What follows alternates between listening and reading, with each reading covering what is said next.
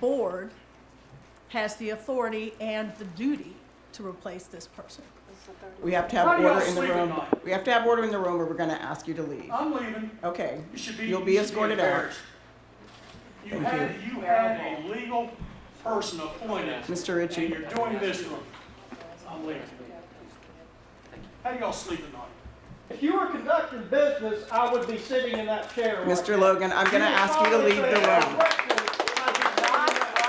I'm going to ask you to leave the room.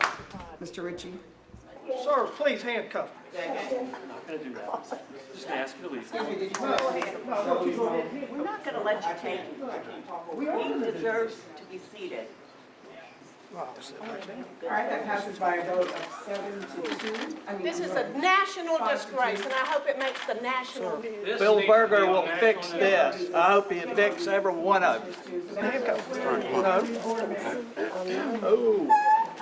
Judge Vincent is the first African-American Chief District Court Judge in Guilford County. Awful. She has spent her life in public service as a district attorney and a district court judge.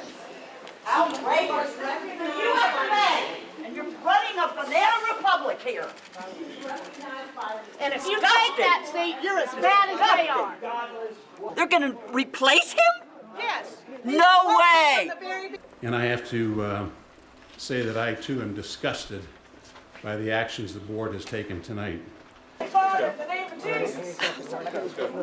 Bill Goebel, you're a traitor!